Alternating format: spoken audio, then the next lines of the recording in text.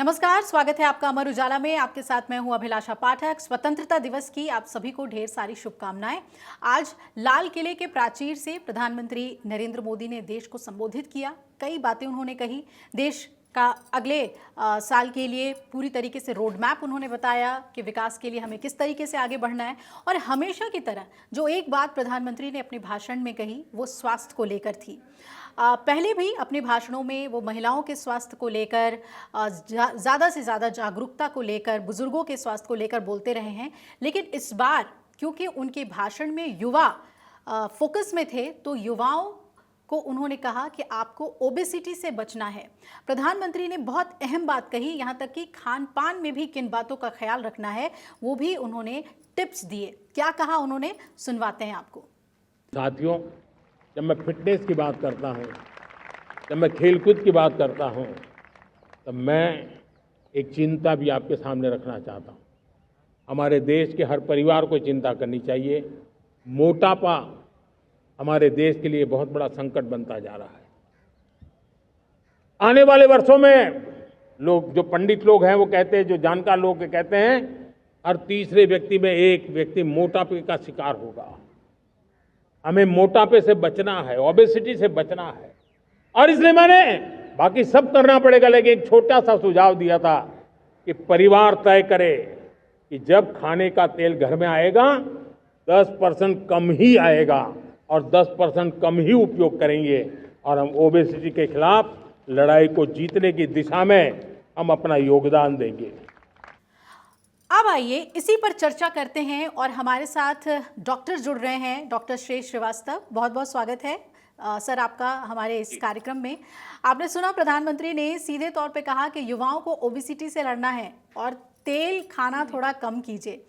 सबसे पहले तो ये समस्या कितनी बड़ी है ये हमारे लिए समझना बहुत ज़रूरी है, क्योंकि पीएम जब अपने भाषण में ओबेसिटी पर कहते हैं तो जाहिर तौर पर जो हमारा रिसर्च है, R&D है, वो बताता है कि ओबेसिटी किस कदर युवाओं पे, यहाँ तक कि बच्चों में फैल रहा है। तो अभी एज अ डॉक्टर आप कितना ज़्यादा केसेस देखते हैं और कितना इसे आम पा रहे हैं भारतीय युवाओं और बच्चों में?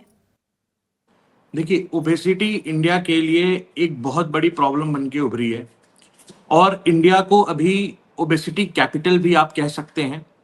और अभी कुछ रिसर्चेज में पाया गया है, due to obesity India diabetes capital भी बन चुका है वर्ल्ड का।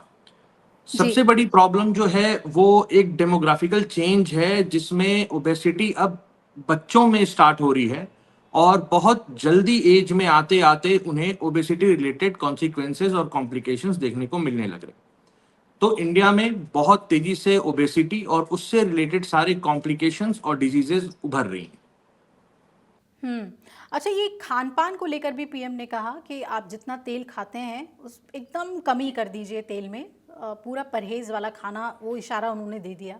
तो ऑयल इनटेक जो है वो हमारा कैसा होना चाहिए? जब ओबेसिटी के पेशेंट्स आते हैं तो क्या सबसे पहले आप ऑयल कर्टेल करने की बात ही कहते हैं, या फिर जो चावल, गेहूं, मैदा, ये जो तमाम चीज़ें हमारी डाइट में बहुत आम हैं और बच्चों को पसंद भी आती हैं, ये वाइट फ्लोर की चीज़ें, तो क्या वो बहुत ज़रूरी है? तेल पर उन्होंने क्योंकि ख़ास तौर पे एम्फेसिस किया। आज मोदी जी ने एक चीज बहुत अच्छी कही, obesity is a silent crisis, जो बहुत लोगों को अननोइंगली अफेक्ट करते चला जा रहा है। जहां तक की तेल की बात, दो तरह के तेल होते हैं जो हम जनरली फूड में अपने यूज करते हैं, एक सैचुरेटेड और एक अनसैचुरेटेड। जो 10% कर्टेल करने की बात करी गई है, वो जो भी तरीके का आप ऑयल लेते हैं उसमें आप 10 to 20% ऑयल को कट कर दें, जो ओबेसिटी को कम करने में और उसे बढ़ने ना देने में बहुत अच्छा योगदान करती है। सैचुरेटेड जितने भी ऑयल हैं जो रूम टेम्परेचर पे जम जाते हैं, अगर आप भाषा में आप समझना चाहें, जैसे ये डालडा हो गया, इस तरह के तेल जो स्वास्थ्य के लिए बहुत ही ज्यादा हानिकारक हैं। जब हम रिफाइंड ऑयल अनसैचुरेटेड में आते हैं, जो कि हम खा सकते हैं, लेकिन उनकी क्वांटिटी डेफिनेटली बहुत ही कम होनी चाहिए और रीयूज से बचना चाहिए। जो सबसे इंपॉर्टेंट बात है, कभी भी ऑयल को यूज करने के बाद उसे रीयूज नहीं करना चाहिए।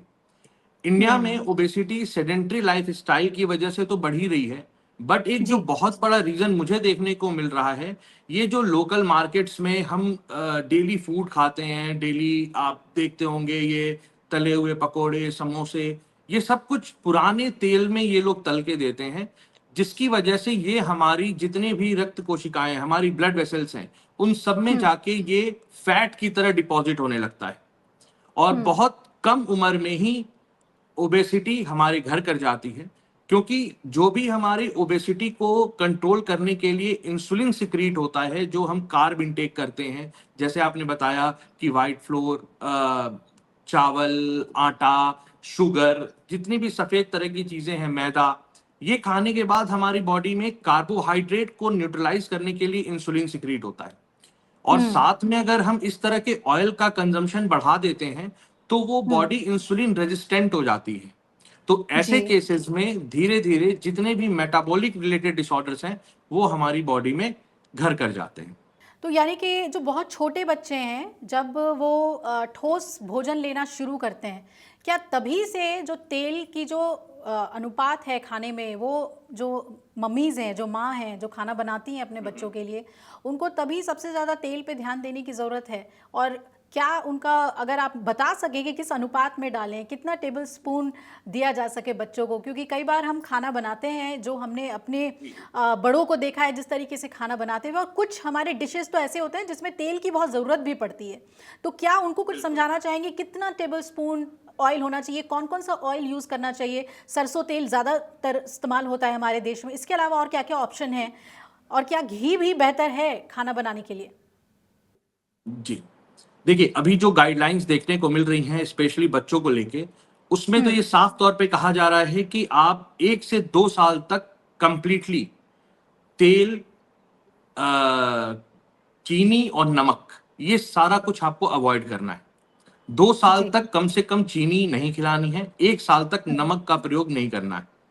रही अच्छा। तेल की बात, तेल आप जितना लेट स्टार्ट करेंगे उतना ही बेबी के लिए वो अच्छा होगा।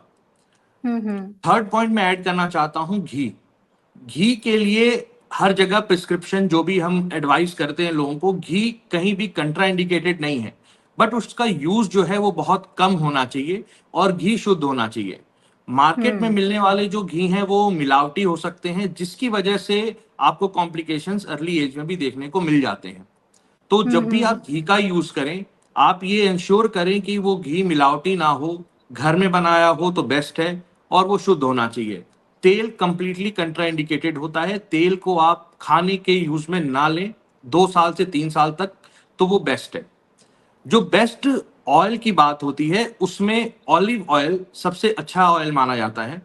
इसके बाद हमारा सरसों का तेल, जो हम डेली आप इंडियन पूरे उसमें देखेंगे कम्युनिटी में हम बहुत कॉमनली यूज करते हैं, तो जी। आप सरसों का तेल यूज कर सकते हैं। बट जो बहुत ही अच्छी बात ये कही गई है कि जो अमाउंट है वो हमें बहुत ज्यादा कट कर देना चाहिए। कम से कम तेल में आप खाना बनाने के लिए ट्राई करें, और बच्चों को जितनी देर लाइफ में अगर स्टार्ट कर सकें वो तेल का इंटेक, उतना उनके लिए बेटर होगा। ये एक बहुत अच्छी बात आपने बताई कि छोटे बच्चों को जैसे ही ठोस वो खाना शुरू करते हैं, वैसे ही तेल तो 2 साल तक बिल्कुल भी नहीं देना है, और नमक 1 साल तक, फिर 2 साल तक चीनी नहीं देना है, और फिर तेल की मात्रा बहुत ही कम होनी चाहिए। अब ज़रा आ जाते हैं युवाओं पर। युवाओं पर ख़ास तौर पे प्रधानमंत्री के भाषण का फोकस रहा, तो उसमें उन्होंने कहा कि ओबेसिटी से लड़ना है, यानी कि वो युवा जो ओबेसिटी के शिकार हैं। वैसे तो आज की जनरेशन बहुत कॉन्शियस भी है, हेल्थ कॉन्शियस भी है, जिम हिट करते हैं। आजकल के टीनेज बच्चों को हम देखते हैं कि वो जिम जाते हैं, लेकिन युवाओं में मतलब मैं यूँ कहूँ कि जो किशोर हैं 16 साल से ऊपर, 15 साल से ऊपर, उन बच्चों में ओबेसिटी कितना कॉमन है? अभी जैसे मैंने आपको बताया कि ओबेसिटी की डेमोग्राफी बहुत तेजी से चेंज हो रही है। ये आप यंग स्टेज से ही आप देखना स्टार्ट कर सकते हैं। उसका जो मुझे लगता है सबसे बड़ा रीजन है कि बच्चों का बाहर खेलने ना जाना, फिजिकल एक्टिविटी बिल्कुल कम हो जाना। उसके बाद घर में ही जो सेल्फ सेंटर्ड और उस तरह की इन्वायरमेंट के अंदर बच्चे आ जाते हैं, जिसकी वजह से धीरे धीरे उनके लिए ओबेसिटी एक बहुत ही आप कह सकते हो कि कॉमन सी चीज बन के उभरने लगती है, जिसको वो एक सर्टेन एज तक जाते जाते कंप्लीटली इग्नोर कर चुके होते हैं और उनके कॉन्सिक्वेंसेस से भी उनको बहुत ज्यादा अवगत नहीं हो पाते।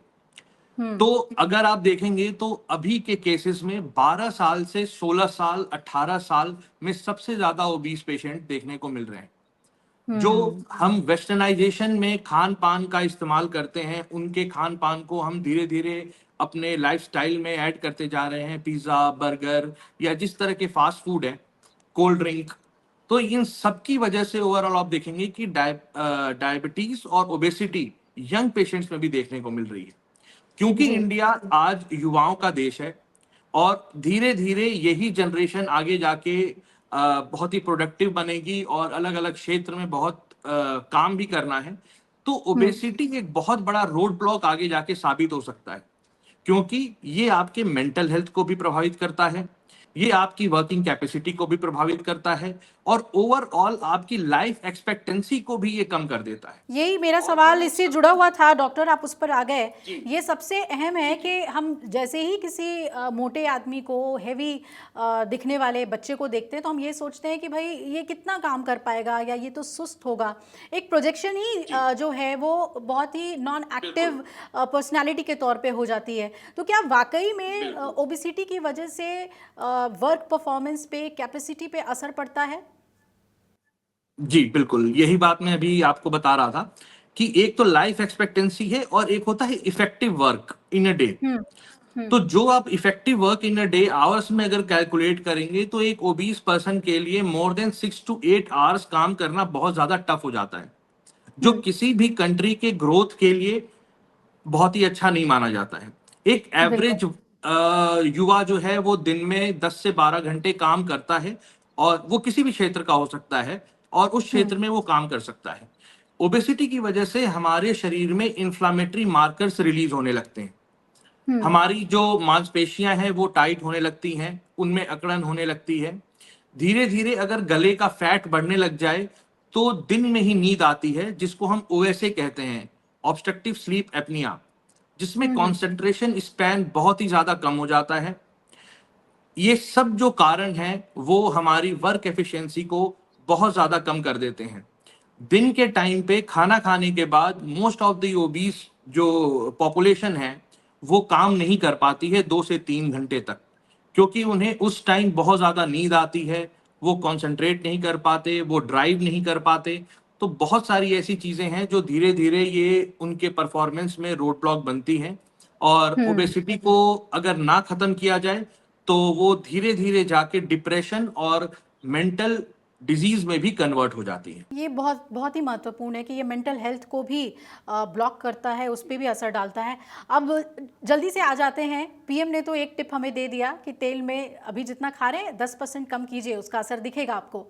अगर आपको कहें हम कि 5 टिप्स ऐसे दे दीजिए जो बहुत आसानी से हमारे युवा या जो लोग ओबेसिटी के शिकार हैं, छोटे बच्चे भी हैं, वो फौरन उसे अमल में ला सकें और ओबेसिटी से उन्हें छुटकारा मिले। पहला मैं आपको ये कहना चाहूंगा कि अपनी फिजिकल एक्टिविटी बढ़ाइए और जहां भी मौका मिले आप खेलिए और अपने शरीर में जितनी भी आप एनर्जी है उसे आप कहीं ना कहीं ऐसी जगह पे आप यूटिलाइज करिए। कार्बोहाइड्रेट इनटेक आप कम कर दें और अगर करते भी हैं तो उसको कैलकुलेटिव आपको करना चाहिए। तीसरी चीज है, जितने भी आपको सेडेंटरी लाइफस्टाइल से रिलेटेड चीजें हैं, लाइक ड्रिंक करना, स्मोकिंग करना, इससे आपको थोड़ा सा बचना पड़ेगा। और आजकल के यंग जनरेशन को मैं ये भी कहना चाहूंगा कि बहुत ज्यादा आप अगर जिम सेंट्रिक काम कर रहे हैं तो उसमें भी थोड़ा सा ध्यान देने वाली बात है कि अपने आप को आप बहुत ज्यादा एग्जर्ट ना करते हुए कंट्रोल्ड वे में ही जिम ज्वाइन करें और धीरे धीरे आप अपनी मसल स्ट्रेंथ ट्रेनिंग पर ध्यान दें, कोर ट्रेनिंग पर ध्यान दें। दूसरी चीज है, बाहर मार्केट में जितनी भी मिलने वाली चीजें हैं उससे बचें, उसे ना खाएं। और ओबेसिटी के लिए अगर आपको कोई भी कॉम्प्लिकेशन देखने को मिलता है आप तुरंत अपने डॉक्टर से सलाह लें और करेक्ट टाइम पे उसका ट्रीटमेंट या उसको डाइट चार्ट बनवा के आप अपने ओबेसिटी को कम करने के लिए यूज कर सकते हैं। चलिए, आपने बहुत अच्छे टिप्स दिए हैं और प्रधानमंत्री ने आह्वान किया है सभी युवाओं से, बच्चों से, सभी लोगों से कि ओबेसिटी से हमें लड़ना है, क्योंकि जैसा कि डॉक्टर श्रेय ने भी बताया कि ये सीधे सीधे हमारे मेंटल हेल्थ पर असर डालता है, हमें डिप्रेशन में ढकेलता है और दूसरी तरफ ये अगर आप मान लीजिए मेंटली हेल्दी हैं भी तो आपको काम से रोकता है। ये आपको सुस्त बनाएगा, आपके जो परफॉर्मेंस है उसको कम करेगा। तो इससे हमें लड़ना है अगर हम अपने देश को के भविष्य को बेहतर बनाना चाहते हैं। तो आज ही से शुरू हो जाइए। पीएम ने कहा ही है, खान पान पे तो ध्यान दीजिए ही, साथ ही डॉक्टर ने जो अभी टिप्स बताए हैं उसको ज़रूर अमल में लाइए। डॉक्टर श्रेय श्रीवास्तव, आपका बहुत बहुत शुक्रिया हमारे से जुड़ने के लिए और पीएम की बातों में आपने और ऐड ऑन किया है, अपनी एक्सपर्टीज़ बताई है कि कैसे ओबेसिटी से भारत लड़ सकता है। धन्यवाद आपका। Thank you. इसी के साथ अमर उजाला में इतना ही। जुड़े रहिएगा हमारे साथ ताज़ा तरीन खबरों के लिए। नमस्कार। अगर आप ये वीडियो YouTube पर देख रहे हैं तो हमारे चैनल को सब्सक्राइब कर बेल आइकन दबाएं और Facebook पर देख रहे हैं तो हमारे पेज को लाइक करें।